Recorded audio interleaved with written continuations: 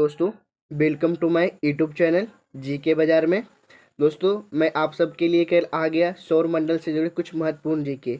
जो सूर्य से ग्रह की दूरी को क्या कहते हैं, सूर्य ग्रहण कब लगता है, चंद्र ग्रहण कब लगता है, रात दिन किस तिथि को बराबर होता है, सूर्य के सबसे निकट स्थित ग्रह कौन सा है, इस सारे क्वेश्चन का जवाब हम लोग जानेंगे वीडियो के अंत में। तो दोस्तों, अगर आप चैनल पर नए आए तो चैनल को जरूर सब्सक्राइब कर लें और अपने दोस्तों के साथ जरूर शेयर कर दें। तो चलिए बिना टाइम वेस्ट करते हुए हम लोग वीडियो की तरफ बढ़ते हैं दोस्तों। तो हमारा पहला क्वेश्चन क्या बोल रहा है दोस्तों, सौर मंडल में कुल कितने ग्रह हैं? तो कितने ग्रह हैं दोस्तों? 8 ग्रह है। कितने ग्रह है? 8 ग्रह है। हमारा दूसरा क्वेश्चन क्या है, किस आकाशीय पिंड को पृथ्वी पुत्र कहा जाता है? किस आकाशीय पिंड को पृथ्वी पुत्र कहा जाता है? तो चंद्रमा को। किसे कहा जाता है दोस्तों? चंद्रमा को। अगला सवाल है, हैली धूमकेतु का आवर्तकाल कितना होता है? हैली धूमकेतु का आवर्तकाल कितना होता है? 76 वर्ष होता है। अगला सवाल क्या है, किसके कारण ज्वार भट्टा आता है? किसके कारण ज्वार भट्टा आता है? तो सूर्य व चंद्रमा के अपकेंद्र व आकर्षण बल के कारण आता है। अगला सवाल क्या है दोस्तों, सूर्य के सबसे निकट स्थित ग्रह कौन सा है? तो कौन सा है? बुध है। सूर्य के सबसे निकट स्थित ग्रह कौन सा है? तो बुध है। अगला सवाल है दोस्तों, उत्तरी गोलार्ध में सबसे बड़ा दिन कब होता है? उत्तरी गोलार्ध में सबसे बड़ा दिन कब होता है? तो 21 जून को होता है। कब होता है? 21 जून को होता है। अगला सवाल है, रात दिन किस तिथि को बराबर होता है? रात दिन किस तिथि को बराबर होता है? तो 21 मार्च व 22 सितंबर को रात दिन बराबर होता है। अगला सवाल है, सूर्य के चारों ओर घूमने वाले पिंड को क्या कहते हैं? सूर्य के चारों ओर घूमने वाले पिंड को क्या कहते हैं? तो ग्रह कहते हैं। क्या कहते हैं? ग्रह कहते हैं। अगला सवाल है, चंद्र ग्रहण कब लगता है? चंद्र ग्रहण कब लगता है? तो पूर्णिमा को लगता है। कब लगता है? पूर्णिमा को लगता है। आपका अगला सवाल है, सूर्य ग्रहण कब लगता है? सूर्य ग्रहण कब लगता है? तो अमावस्या को लगता है। कब लगता है दोस्तों? अमावस्या को लगता है। अगला सवाल है, पृथ्वी को नीला ग्रह क्यों कहा जाता है? पृथ्वी को नीला ग्रह क्यों कहा जाता है? तो जल की उपस्थिति के कारण। पृथ्वी को नीला ग्रह क्यों कहा जाता है? तो जल की उपस्थिति के कारण कहा जाता है। अगला सवाल है दोस्तों, जीवाश्म ग्रह किस उपग्रह को कहा जाता है? जीवाश्म ग्रह किस उपग्रह को कहा जाता है? तो चंद्रमा को कहा जाता है। क्या? चंद्रमा को कहा जाता है। अगला सवाल है, सूर्य से ग्रह की दूरी को क्या कहते हैं? तो उपसौरी कहते हैं। सूर्य से ग्रह की दूरी को क्या कहते हैं? तो उपसौरी कहते हैं। अगला सवाल है, सूर्य के धरातल का तापमान लगभग कितना होता है? तो कितना होता है दोस्तों? 6000 डिग्री सेल्सियस। कितना होता है? 6000 डिग्री सेल्सियस। अगला क्वेश्चन है, मध्य रात्रि का सूर्य किस क्षेत्र में दिखाई देता है? तो आर्कटिक क्षेत्र में दिखाई देता है। अगला सवाल है, सूर्य के रासायनिक संगठन में हाइड्रोजन कितना प्रतिशत होता है?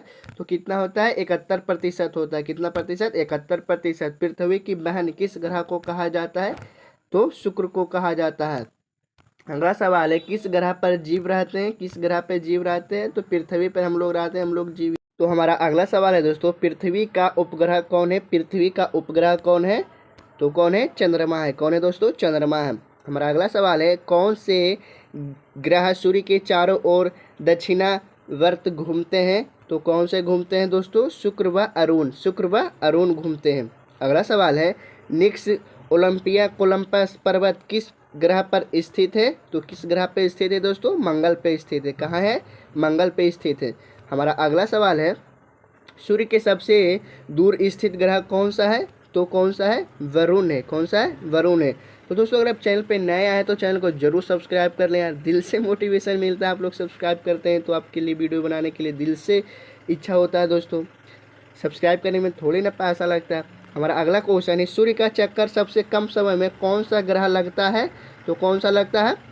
बुध लगाता है। कौन लगाता है दोस्तों? बुध लगाता है। सूर्य का चक्कर सबसे कम समय में कौन सा ग्रह लगाता है? तो बुध लगाता है। अगला सवाल है दोस्तों, सौर मंडल का सबसे बड़ा ग्रह कौन सा है? सौर मंडल का सबसे बड़ा ग्रह कौन सा है? तो बृहस्पति है दोस्तों। कौन सा है? बृहस्पति है। बृहस्पति है। अगला सवाल है हमारा, सौर मंडल का जन्मदाता किसे कहा जाता है? सौर मंडल का जन्मदाता किसे कहा जाता है? तो सूर्य को कहा जाता है। सूर्य को कहा जाता है। अगला सवाल है, चंद्रमा क्या है? चंद्रमा क्या है दोस्तों? तो उपग्रह है। क्या है दोस्तों? उपग्रह है चंद्रमा एक। अगला सवाल है, पृथ्वी से चंद्रमा का कितना भाग देख सकते हैं? पृथ्वी से चंद्रमा का कितना भाग देख सकते हैं? तो 57%। कितना? 57%। हम लोग चंद्रमा नग्न आंखों से देखते हैं तो क्या 57% देख पाते हैं।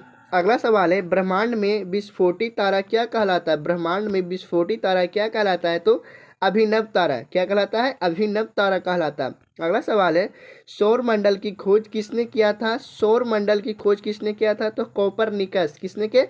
कोपरनिकस ने किया है। तो दोस्तों अगर चैनल पर नया है तो चैनल को जरूर सब्सक्राइब कर लें यार। अगला सवाल है, सूर्य द्वारा ऊर्जा देते रहने का समय कितना वर्ष है? तो कितना है? 1011 वर्ष। 1011 वर्ष। अगला सवाल है दोस्तों, किस ग्रह के चारों ओर घूमने वाले पिंड को क्या कहते हैं? तो क्या कहते हैं? उपग्रह कहते हैं। क्या कहते हैं दोस्तों? उपग्रह कहते हैं। किसी ग्रह के चारों ओर घूमने वाले पिंड को क्या कहते हैं? तो उपग्रह कहते हैं। अगला सवाल है आपका, सूर्य का एक चक्कर लगाने में बुध ग्रह कितना समय लेता है? तो कितना समय लेता है दोस्तों? 88 दिन लेता है। कितना? 88 दिन लेता है।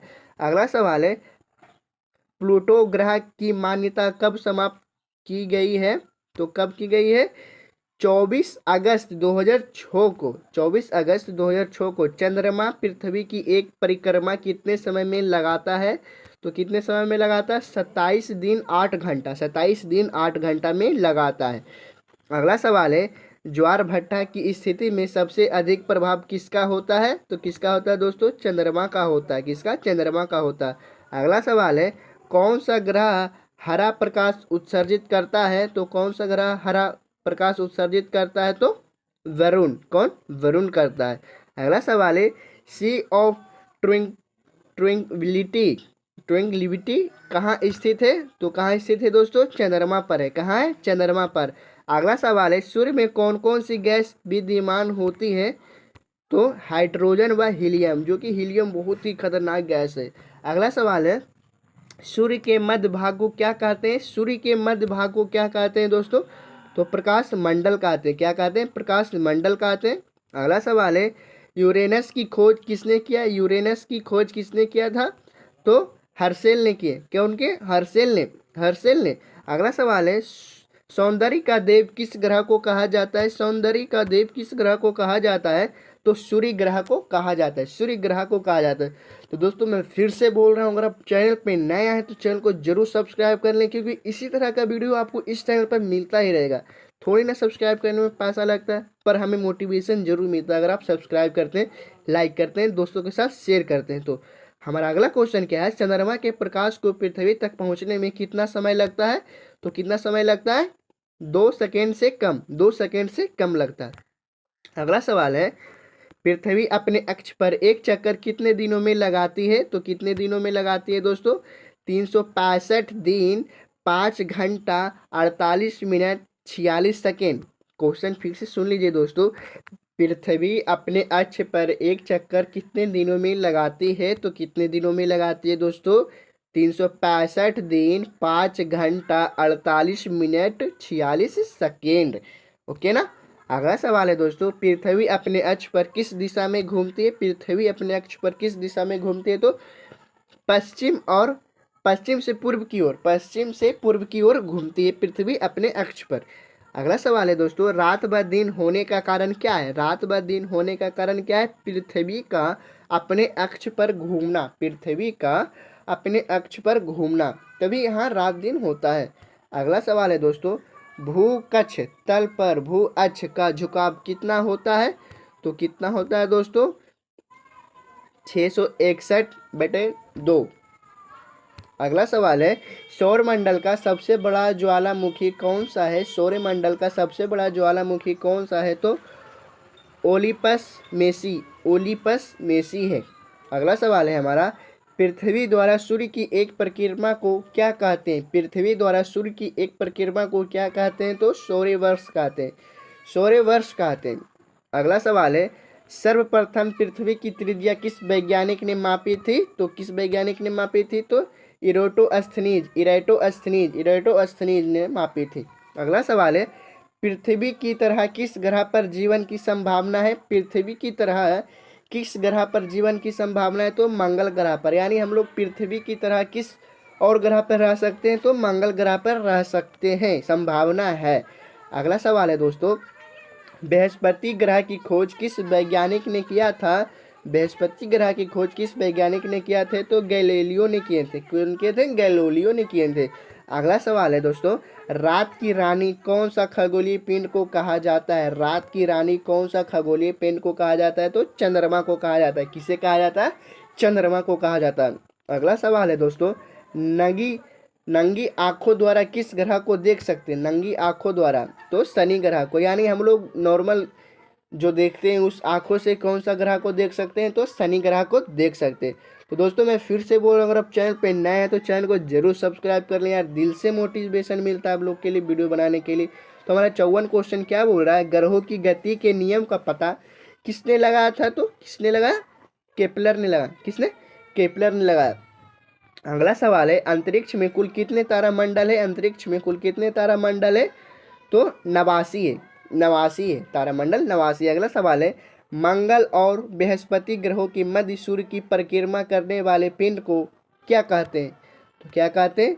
क्षुद्र ग्रह कहते हैं। क्षुद्र ग्रह कहते हैं। क्या कहते हैं? क्षुद्र ग्रह। क्षुद्र ग्रह, क्षुद्र ग्रह क्या कहते हैं? क्षुद्र ग्रह कहते हैं। दोस्तों मैं आपको 2-3 बार इसलिए बोलकर बताता हूँ ताकि आपको याद रहे, भुलाए न। पृथ्वी सूर्य से सबसे अधिक दूर कब होती है? पृथ्वी सूर्य से सबसे अधिक दूर कब होती है? तो 4 जुलाई को होती है। कब होती है? 4 जुलाई को होती है। अगला सवाल आपका है दोस्तों, पृथ्वी सूर्य से सबसे निकट कब होती है? पृथ्वी सूर्य से सबसे निकट कब होती है? तो 3 जनवरी को होती है। 3 जनवरी को होती है। अगला सवाल है, पूर्ण सूर्य ग्रहण के समय सूर्य का कौन सा भाग दिखाई देता है? तो किरीट। कौन सा? किरीट दिखाई देता है। अगला सवाल है, पृथ्वी को नीला ग्रह किस कारण से कहा जाता है? तो आंसर है पानी की उपस्थिति के कारण। अगला सवाल है, सूर्य के बाद पृथ्वी का सबसे निकट का तारा कौन सा है? तो कौन सा है दोस्तों? Proxima Centauri. Proxima Centauri. अगला सवाल है, पृथ्वी का एकमात्र उपग्रह कौन सा है? तो कौन सा है दोस्तों? चंद्रमा है। कौन सा है? चंद्रमा है। अगला सवाल है, चंद्रमा की तरह सतह और उसकी अंतरिक्ष स्थिति का अध्ययन करने वाला विज्ञान कहलाता है? तो क्या कहलाता है? सेनोलॉजी। सेनेनोलॉजी कहलाता है दोस्तों। अगला सवाल है, चंद्रमा पर धूल के मैदान को क्या कहते हैं? चंद्रमा पर धूल के मैदान को क्या कहते हैं? तो शांति सागर कहते हैं। क्या कहते हैं? शांति सागर कहते हैं। अगला सवाल है, सेक्सटेंट का प्रयोग किया जाता है। सेक्सटेंट का प्रयोग किया जाता है दो वस्तुओं के कोणीय दूरी की माप। दो वस्तुओं के कोणीय दूरी की माप। अगला सवाल आपका है, आमीटर का प्रयोग किया जाता है। आमीटर का प्रयोग कब किया जाता है? तो पहियों द्वारा तय की गई दूरी। पहियों द्वारा, यानी हम लोग कार मोटरसाइकिल चलाते हैं उसके दूरी को तय करने के लिए आमीटर का प्रयोग करते हैं। अगला सवाल है दोस्तों, केक्रोसोग्राफ का प्रयोग किया जाता है। तो किस लिए किया जाता है? पौधों की वृद्धि की माप, यानी पौधा बढ़ सकता है या नहीं बढ़ सकता, कौन सा विटामिन कमी है, इसके लिए उपयोग किया जाता। अगला सवाल है, टेकोमीटर का प्रयोग किया जाता है। टेकोमीटर का प्रयोग किया जाता है तो वायुयान की गति मापने में। वायुयान की गति मापने में, यानी जो हवाई जहाज उड़ता है उसकी कितना स्पीड से चल रहा है, उसमें टेकोमीटर का उपयोग किया जाता है।